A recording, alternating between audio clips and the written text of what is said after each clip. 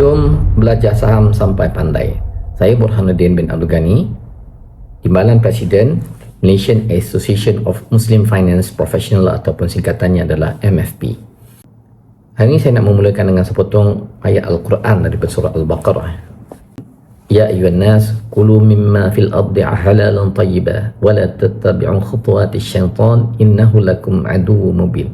Maksudnya, wahai manusia, makanlah daripada hasil bumi ini apa yang halal dan baik, dan janganlah kamu mengikuti jejak langkah syaitan, kerana syaitan itu adalah musuh kamu yang nyata. Lebih kurang begitulah maksudnya. Jadi insya-Allah hari ini saya akan bercakap tentang apabila kita memasuki pasaran saham, kita hendaklah menjaga sebagai seorang Muslim bahawa rezeki yang kita janakan daripada pelaburan itu, kekayaan yang kita janakan adalah sesuatu yang patut syariah ataupun halal di sisi Allah Subhanahu Wa Taala.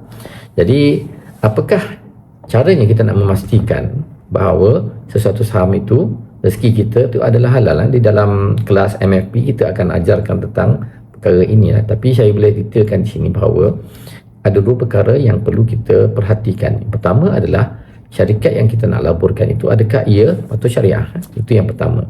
Yang kedua adalah apakah instrumen yang kita gunakan dalam pelaburan, teknik kita, strategi kita, adakah ianya adalah patut syariah? Jadi untuk perkara aspek yang pertama itu adalah memastikan sesuatu syarikat itu adalah patut syariah ataupun halal untuk kita labur. Di sini sebenarnya di dalam pasaran terdapat banyak platform yang kita boleh gunakan untuk memastikan sama ada sesebuah syarikat itu patut syariah ataupun tidak.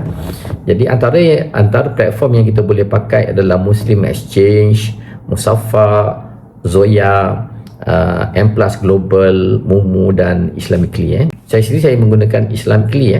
Islamically ini adalah satu platform broker, tapi saya tak gunakan dia punya broker punya servis. Saya cuma gunakan untuk mencari sama ada sesebuah syarikat itu patuh syariah. Yurannya adalah dalam 200 setahun, bukan 200 sebulan. Saya gunakan Islamically. Tapi ada platform-platform lain yang tidaklah perlu bayar untuk khidmat yang sebeginilah. Contohnya Mumu.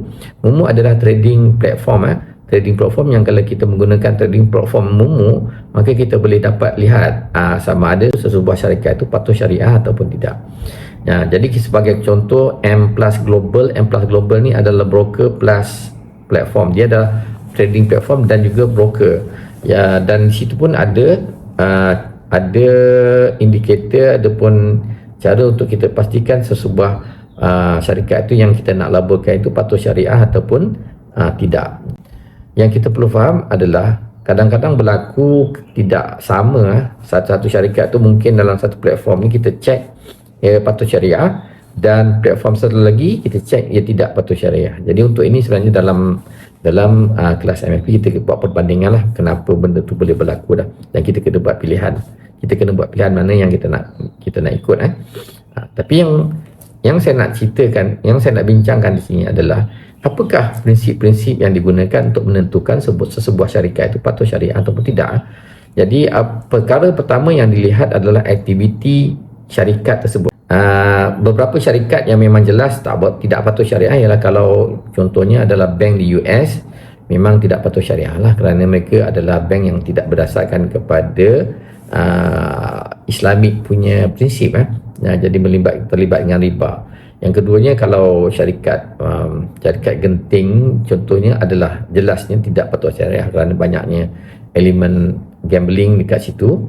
Antara yang tidak patut syariah adalah Netflix. Netflix adalah syarikat yang baik untuk kita consider untuk melabur dari segi aspek pelaburan, tetapi ianya tidak patut syariah. Jadi kita sebagai seorang Muslim, kita tidak boleh melabur dalam Netflix, kerana Netflix itu dia punya aktiviti adalah main aktiviti perniagaan ni adalah berdasarkan kepada entertainment yang berlebihan, dan banyak unsur-unsur entertainment itu adalah unsur yang tidak patuh syariah. Yang keduanya, dia lihat dari segi pendapatan yang bukan daripada aktiviti perniagaan itu sendirilah. Jadi contohnya sebuah syarikat tu mungkin dia ada interest income di syarikat di US, yang pastinya banyak mereka ni tidaklah mencari pelaburan nak letakkan duit mereka itu di dalam FD yang patuh syariah.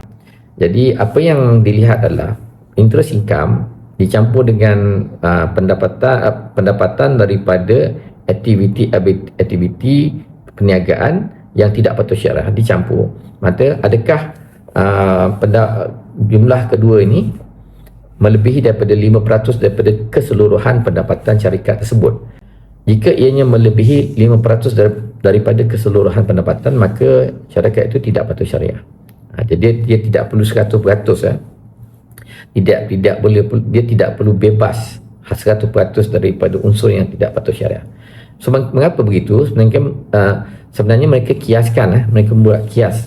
Dalam mazhab Syafi'i contohnya, apakah yang menentukan sama ada air itu air mustakmal yang suci lagi menyucikan, yang boleh kita minum, yang boleh kita gunakan untuk berwuduk, Jadi adakah dia perlu 100% tidak ada unsur-unsur najis dalam air tersebut? Kalau air itu kurang 2 kolah, memanglah kita tak boleh, kalau ada unsur-unsur najis kat situ ataupun kekotoran kat situ. Tapi kalau melebihi 2 kolah dan jika ada termasuk kekotoran dan najis sedikit dalam sesebuah takungan air, dan kekotoran itu tidak mengubah warna, rasa dan bau air tersebut, maka dia dianggap suci lagi menyucikan. Jadi diambil kias daripada situ bahawa tidak perlu sebenarnya untuk 100% bebas daripada perkara yang tidak patut syariah, cukup tidak melebihi daripada 5%. Okey. Satu lagi yang dilihat adalah keterlibatan mereka dengan unsur-unsur pinjaman yang tidak patut syariah ataupun pinjaman riba. Jadi mereka lihat kepada pinjaman, mereka lihat kepada accounting ratios. Accounting ratio, adakah dia terlalu high gearing ratio? Jika saya tak tahu apa dia punya yardstick peratus sebagainya. Tapi kalau sebuah syarikat itu terlalu tinggi dia punya kebergantungannya kepada hutang yang tidak patut syariah, maka syarikat itu tidak patut syariah untuk kita labur. Ini adalah antara yang digunakanlah. Dan berita baiknya adalah saya dapati hampir 50% daripada syarikat di US sebenarnya patuh syariah. 50% agak banyak, dan kebanyakan daripada syarikat-syarikat yang berprestasi tinggi, yang besar-besar seperti Apple, Microsoft, Nvidia dan syarikat-syarikat seperti ini yang berada di bawah mega cap dan juga yang large cap juga mid cap, banyak daripada syarikat-syarikat ini sebenarnya lagi besar syarikat tersebut, lagi banyak yang patuh syariah. Jadi mengapa boleh jadi begini? Sebab kebanyakan daripada syarikat-syarikat ni, mereka ini ketika mereka berjaya, mereka mempunyai ataupun memiliki wang tunai yang agak banyak, di mana hingga mereka tidak perlu bergantung dengan banyak kepada loan bank dan instrumen untuk berhutang. Jadi bila mereka memerlukan dana yang besar, mereka boleh dengan mudah menerbitkan saham. Dan satu lagi ialah kerana nilai dia punya market capitalization adalah tinggi, jadi bila kita ambil loan, dia dia punya ratio tu jadi rendah, kerana untuk kegunaan menilai sama ada accounting ratio tu melepasi had yang perlu untuk patuh syariah ni. Mereka tidak menggunakan book value sesebuah syarikat, mereka menggunakan sebenarnya adalah market value. Market value syarikat-syarikat besar ni sangat-sangat tinggi, sangat-sangat tinggi. Jadi bila tinggi, most likely sebalang loan yang diambil tu berbanding dengan market value of the company memang sangat rendah lah.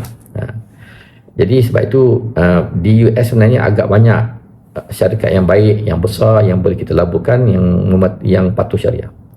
Aspek kedua yang kita lihat, sama ada kita punya pelaburan itu adalah pelaburan yang halal, adalah melihat kepada apakah instrumen yang kita gunakan. Cara kita melabur tu, adakah kita menggunakan instrumen-instrumen yang tidak halal Instrumen yang tidak halal ni adalah, pertama adalah margin, penggunaan CFD, penggunaan options, dan penggunaan teknik yang dinamakan sebagai short selling. Ketika empat instrumen ini tidak halal. Apabila saya belajar tentang strategi untuk memasuki pasaran saham yang baik, saya belajar daripada syarikat yang berreputasi, yang ada track record, dan di mana pemilik dan coaches yang ada dalam syarikat tersebut memang adalah terdiri daripada pelabur-pelabur yang berjaya lah. Tapi dalam saya mempelajari daripada mereka ini, mereka mengajar semua instrumen ini lah, macam mana nak gunakan.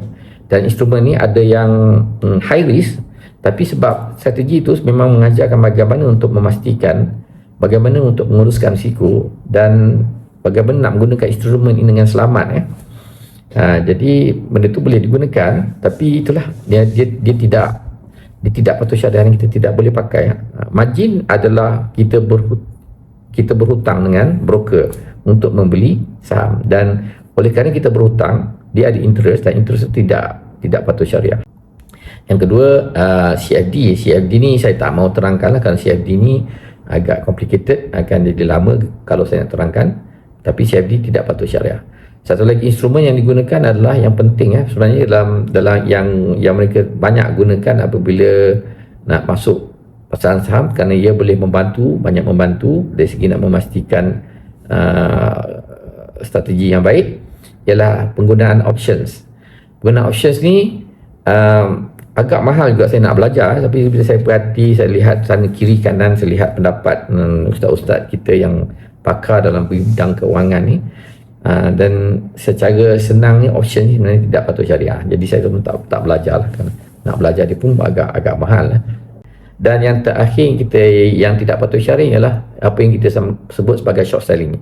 Short selling ni adalah apabila kita menjual saham di mana kita tak ada pun memiliki saham tersebut, dan kita membeli saham tersebut kemudian. Jadi dalam keadaan biasa normally kita akan beli saham, dan kita punya jangkaan bahawa harga saham akan naik. Apabila kita untung, harga saham telah naik, dan pada masa itulah apabila kita jual saham tersebut, kita mendapat keuntungan. Jadi kita beli dulu, kemudian kita jual. Itu keadaan biasa, kita panggil dipanggil long.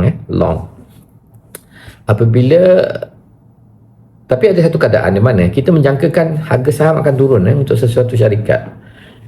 Bila kita menjangkakan harga saham akan turun, kita boleh pergi kepada broker dan kata kita nak jual saham ini walaupun kita tidak memiliki saham tersebut. So broker akan pinjamkan kepada kita saham tersebut dan jual dengan kefahaman bahawa kita akan beli kemudian. So kita jual dulu, dan bila harga turun kita beli, dan di situ kita mendapat keuntungan. Okey. Jadi dalam Islam ada satu prinsip yang mana kita tidak boleh menjual sesuatu yang kita tidak miliki. Sebab dalam kes short selling ni, kita pinjam, pemilikan itu tidak bertukar tangan, tidak bertukar tangan. Ini masih menjadi milik broker. Pertama, yang keduanya, bila kita pinjam untuk jual dulu ni, dia akan ada interest lah, dan interest itu tidak halal. So oleh kerana itu, short selling kita tidak boleh gunakan, ia tidak patuh syariah. Dari segi legal sebenarnya dia legal. Cuma kita sebagai seorang Muslim, kita perlu menjaga bahawa pelaburan kita ini adalah pelaburan yang halal dan diberkati oleh Allah SWT. Oleh kerana itu dalam kelas MFP kita saringkan strategi yang telah diajar tu. Kita telah pastikan bahawa hanya elemen yang patuh syariah saja yang digunakan dalam strategi pelaburan kita. Jadi belajarlah saham dengan betul daripada kami, insyaAllah, kerana kami memang memastikan metod kita, cara kita, strategi kita adalah strategi yang halal, yang insyaAllah jika kita mendapat keuntungan, jika kita berjaya membina kekayaan daripada pasaran saham, ia adalah sesuatu yang halal dan diberkati oleh Allah Subhanahu Wa Taala. Layari laman web MFP, www.mfp.org.my, dan daftarlah dalam kelas pelaburan saham MFP.